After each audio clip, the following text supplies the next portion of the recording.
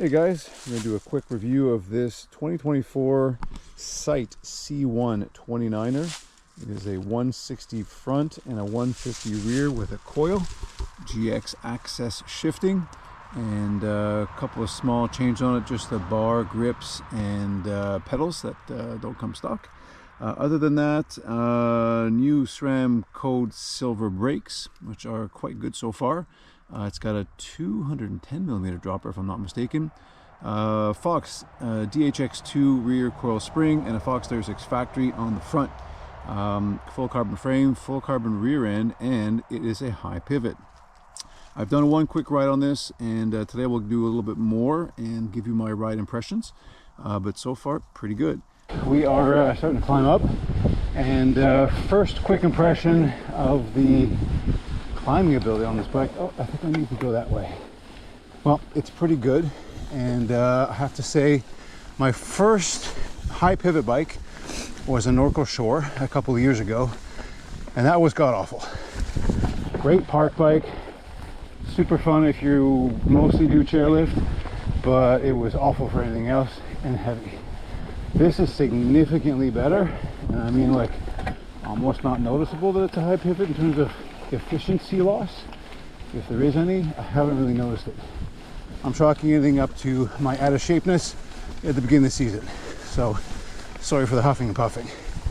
In terms of sizing, this is a little smaller than I generally go with my other bikes. It's a 472, as I mentioned before, and I thought it'd be a little bit small, and maybe I was a bit scared of that, but honestly, it feels fine.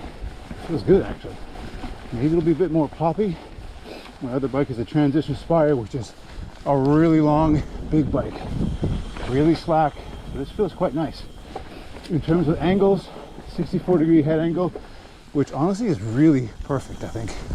A 77.5 seat tube angle, so great for climbing, and puts you right over the bottom bracket, so nice and efficient there. The bike is not super light, but it's okay. It's 34 pounds as it is now with pedals, so not the lightest bike, but not the end of the world, honestly. And it's not like I'm racing cross country with this thing. Mostly 29. I think I like it better. I'm not super fast to begin with, so I'll take that extra speed where I can get it. Although the mullet is fun in park situations, or if you're doing a lot more downhill, but for kind of aggressive trail riding and gnarly stuff, I like the 29er. I'm about 5'9.5", 5'10". I don't really have a problem with getting my bum buzzed, so that's never really been an issue. The 29 is fine.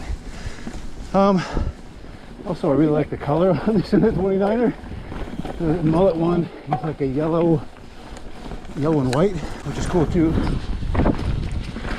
But I like this one. I don't know if you can hear how good the audio is, but there's no clunking or crappy noises, which again, really nice. I love a quiet bike. The hub in the back, that race bolt, also very cool. I don't know how many points of engagement it has, but it's a bunch. It's also really beefy looking, so pretty stiff, I guess. Quite cool. All right, first descent. Do a warm up. Come on, that's the dune. That's the dawn. Whew. Yeah. Lots of traction. The trails are running nice today.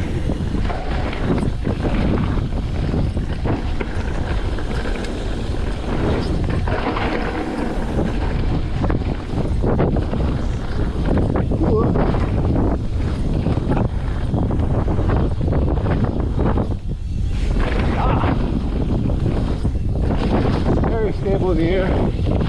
Sounds nice.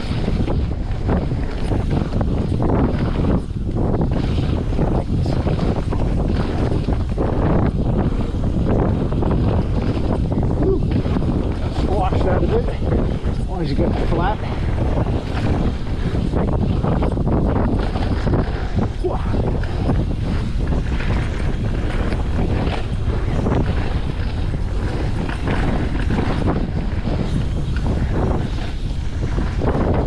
beautiful. It's kind of poppier than I expected. You can really pump and push. Even with the coil, there's still a good pop to it. Really a nice, fun bike to ride. That's good. Let's do something more technical now. I don't know what I was expecting with the high pivot and the rearward axle path. I don't really notice it, although I do find the bike rides really well, doesn't get hung up on stuff, and it feels fast, so maybe that's just what it is. Let's see. Good job, Black Tech. Let's see what we got here.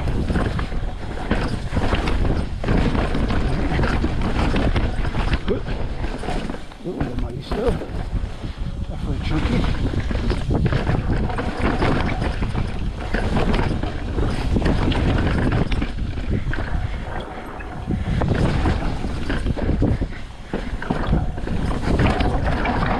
Whoa.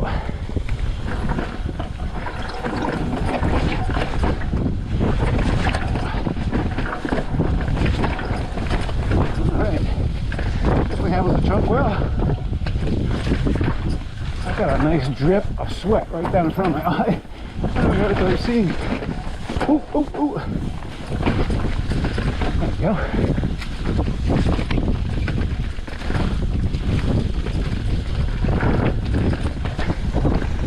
It's early season. Those are in nice shape. Ooh.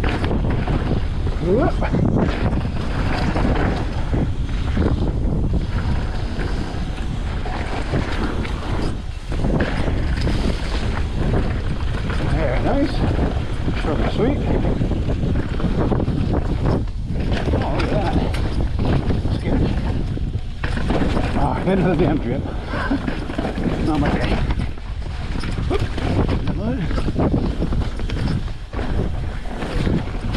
Got really fun, very poppy. Cool. Okay. Very easy to position. Hold this line well. I think I love that it's quiet. Put on an Onyx. Ooh, styling hub on this would be so sick. And you can get the mullet link for like, I don't know, I think it's less than 200 bucks. Put on a 27.5 or a 29 if you got a 27.5, and then you got an opposite bike, which I'll surely end up doing. Try it. Ooh. Ooh. So this might take the place of my favorite bike, all-around bike, which was my Bronson. That bike was just so fun, inspired such confidence. And this one might be the replacement for that. Could be just as good, if not better. Same travel. This one's a 29, that was a mullet. But it's real similar feelings. I'm really happy that I got the smaller size. I think that size 4 would have been way long. The reach was like 490 or something. That'd be too long.